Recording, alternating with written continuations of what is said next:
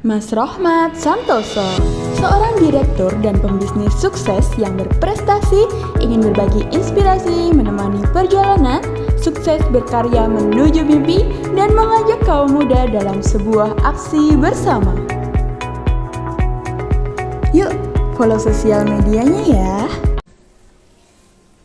Halo, Assalamualaikum warahmatullahi wabarakatuh. Bertemu lagi dengan saya Putri Jasmine. Kita lagi dapat tamu spesial nih. Nah, kita panggilkan dulu ya, pembisnis yang sangat amat keren di usia muda, yakni Mas Rohmat Santoso. Monggo Mas.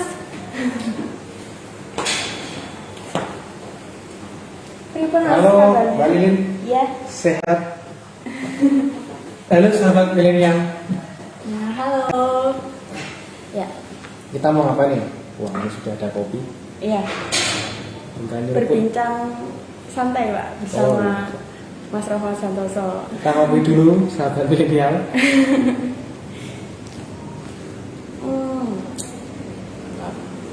Oh ya Pak, kemarin kan kita ada lomba nih sayembara. Nah, karena kemarin juga udah penutupan, kita ucapkan terima kasih Terima kasih ya untuk sahabat-sahabat yang kemarin ikut sayembara. Itu nanti setelah ini akan tim seleksi mana saja yang akan mendapatkan hadiah uang tunai, emas, kemudian voucher dan e-sertifikat. Untuk itu yang sudah kemarin ikut bergabung mengikuti sayembara, terima kasih atas partisipasinya. Mudah-mudahan nanti ke depan kita banyak lagi untuk mengadakan sayembara atau kompetisi lain yang ini tujuannya untuk menggugah kreativitas kita semua, apalagi di teman-teman yang masih muda dan milenial ini. Begitu Mbak Lili. Wah, keren banget ya. Ayo teman-teman, kita ikut serta. Kalau misal ada event-event kayak gitu, jangan dilewatkan kesempatan emas ya. Ya. Oke, langsung kita mulai aja ya Pak ya. Baik. Mungkin teman-teman ada yang penasaran nih, bagaimana perjalanan hidup jenengan kok bisa sampai sebesar ini gitu. Ya ditanya apa ini ya ditanya? Pengalaman dari kecil atau pengalaman apa? Pengalaman mungkin dari sekolahnya dulu, pernah ikut apa aja sih Pak, Mas gitu. Iya, memang semenjak saya di sekolahan ya, itu awalnya mungkin ya sama dengan siswa lainnya, menjadi orang yang diem, tidak banyak teman. Tapi akhirnya kita masuk ke dalam organisasi dan itu membuat kita lebih tambah wawasan, tambah pengetahuan, banyak teman. Kalau organisasi, saya dulu sudah dari semenjak bangku SMP sudah aktif di OSIS ya, di OSIS, kemudian juga pernah menjadi ketua OSIS juga, kemudian ya banyak organisasi lain yang di sekolah itu ya, terutama di ekstrakurikuler itu yang saya ikuti. Tapi yang paling banyak kegiatan kalau di waktu sekolah di jenjang SMP sama SMA itu OSIS ya, yang saya full di situ OSIS. Ada pengalaman berkesan nggak Mas selama di OSIS waktu itu? Ya. Awalnya begini, kenapa kok ikut organisasi? Waktu itu saya ditantang oleh kakak kelas. Ayo siapa yang berani maju untuk memberikan sambutan. Waktu itu sekelas nggak ada yang berani, ya, termasuk saya nggak berani. Terus dipancing terus, kemudian ada kata-kata yang itu menusuk ke dalam hati saya yang sampai sekarang itu masih teringat. Kata-katanya ketika saya SMP kelas 1, ya bahasanya begini kakak kelas itu, kalian semua itu mentalnya cemen, rendah, nggak ada yang berani ke depan untuk menyampaikan sambutan. semenjak itulah ini yang menjadi motivasi saya untuk ikut organisasi. Kemudian ya habis itu malah kecanduan untuk menjadi aktivis ya, menjadi aktivis, ngomong di banyak orang, kemudian dan lain-lain. Itu ceritanya awal. Itu yang tidak bisa saya lupakan sampai saat ini. Saya masih ingat betul apa yang diusahakan oleh kakak kelas, sehingga itu memotivasi saya sampai sekarang. Iya, jiwa leadership-nya langsung bangkit. Mantap banget ya teman-teman. Terus nih Mas, setelah lulus dari SMA itu melanjutkan kuliah? Iya. Setelah di mana? SMA saya tuh dulu mendaftar di Unibro, tapi tidak diterima.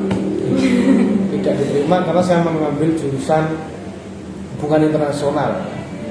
Itu dulu yang saya anggap passion saya. Saya pengen jadi diplomat dulu awalnya.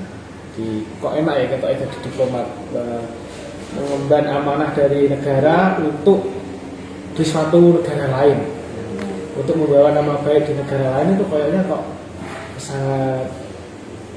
sangat bagus sekali, sangat menjalin hubungan internasional antar negara. Sangat, kalau bahasa sekarang sangat prestisius ya. Tapi ternyata saya tidak diterima, dan setelah tidak diterima, bahasa Jawanya saya mutung, tidak mau melanjutkan kuliah.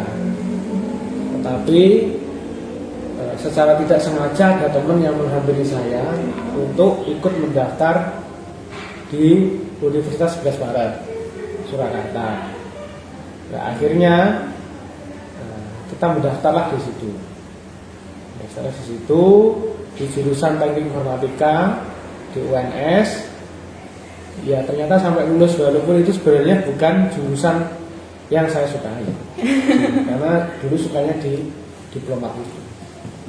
Itu kalau perjalanan belajarnya di situ. Jadi kuliah di Teknik Informatika itu kuliah yang terjebak oleh keadaan. Tapi alhamdulillahnya malah jadi ini ya Pak, jadi bisnis utamanya. Iya. Jurusan IT. Itu memang banyak yang mengira itu tidak bidang kita, mengira tidak menjadi menjadi cita-cita kita, ternyata malah menjadi tempat untuk kita bertumbuh. Saya dulu gak suka di IT, sekarang malah kita bisnis di IT. Keren banget pengalaman. Itu kalau untuk membangun bisnisnya nih Pak, apakah dimulai dari semenjak kuliah atau bagaimana? Setelah lulus kuliah saya sempat ngajar di suatu SMK ya.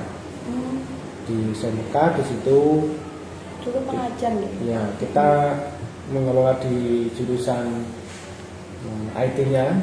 Waktu itu rekayasa perangkat lunak.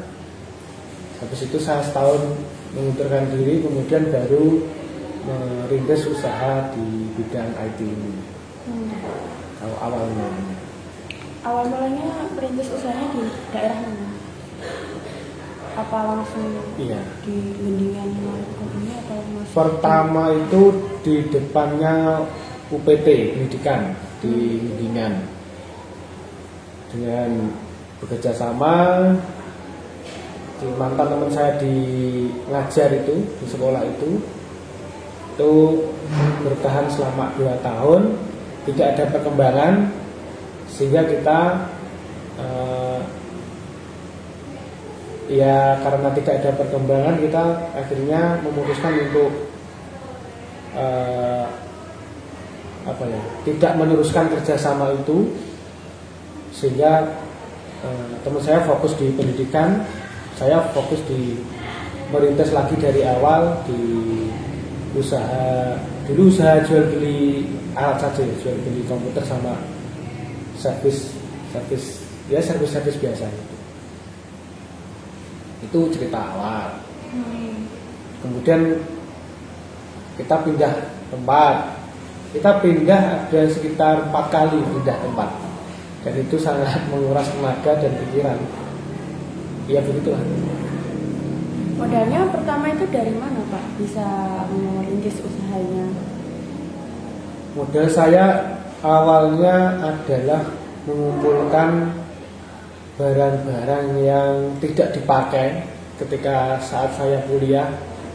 Itu ada seperangkat CPU dan monitor, kemudian ada mouse, ada keyboard.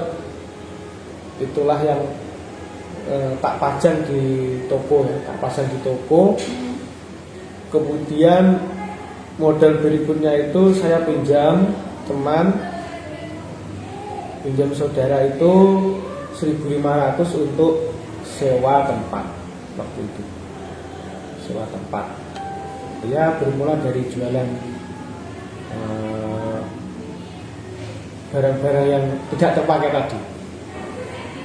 Keren banget ya, bisa memanfaatkan benda-benda yang tidak terpakai menjadi sesuatu yang bernilai ya Mas ya. Mungkin Mas Rahmat punya ini sesuatu yang ingin disampaikan untuk para streamer yang mungkin lagi berjuang merintis usahanya. Teman-teman ingatlah bahwa 9 dari rezeki itu 9 ya. 9 dari rezeki itu adalah di usaha. Jadi itu satu poin utama bahwa ladang rezeki itu ada di usaha. Kemudian berikutnya adalah bagaimana kita secara disiplin, secara istiqomah, secara teman bahasa Jawanya untuk selalu karena menjadi pebisnis, menjadi pengusaha itu butuh proses. Sehingga ya itu memang butuh ketekunan, istiqomah, teman dalam menjalankan bisnisnya. Nah, itu yang perlu sangat ditekankan bagi teman-teman ya, bagi teman-teman atau bagi saya sendiri untuk meneruskan usaha ini berdiri dan berlangsung 5, 10, 20, 40 bahkan 100 tahun lebih biar tetap ada. Karena ini loh, banyak usaha yang didirikan 1 tahun sudah tutup, 2 tahun sudah tutup, 5 tahun sudah tutup. Nah itu menurut saya ini ada sesuatu yang perlu dihindari dari bisnis itu atau dari si ownernya, si pengelolanya. Karena prinsipnya bisnis itu bisa berjalan ketika ini bisa kita wariskan ke anak cucu. Itu. Ini ada pertanyaan-pertanyaan nggak? Ya teman-teman kalau misalnya mau bertanya bisa di kolom komentar, nanti langsung dijawab sama Mas Rahmat Santoso ya. Mungkin ini yang nonton baru ribuan semut. Oh iya Mas, kan bisnis ini juga pernah nih melewati masa pandemi dulu ya. Nah itu gimana? Jenengan survive di kala pandemi waktu itu? Kata kunci dari bisnis salah satunya adalah di kreativitas, kemudian inovasi. Kalau kejadian di luar kendali kita, maka kita tidak bisa menyalahkan.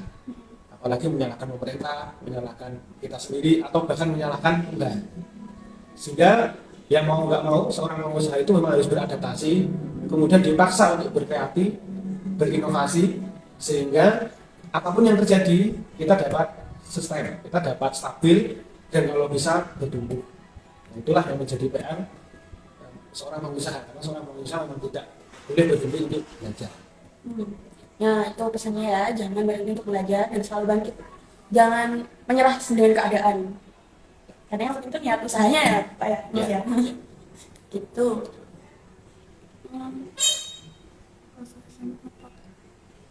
Oh, itu ada temennya Pak. Siapa? Mas Catur. Wih, Mas Agung. Teman SMA ya? Iya. Halo Mas Agung. Ditunggu kopinya.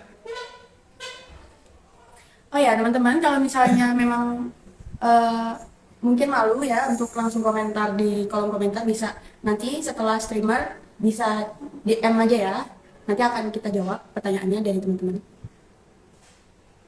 Karena untuk saat ini sepertinya belum ada yang bertanya ya Pak ya. Ini memang waktunya untuk kerja. Iya, mungkin pada sibuk masih pada kerja ya. Mungkin sekian dulu ya untuk live stream hari ini. Terima kasih untuk teman-teman yang telah menonton. Ya. Ya, wassalamualaikum. Saya Mas Santoso, sampai jumpa kembali ya. Streamer selanjutnya. Ya, assalamualaikum. Jangan lupa untuk subscribe, like, komen, dan share ya. Sampai jumpa di next video.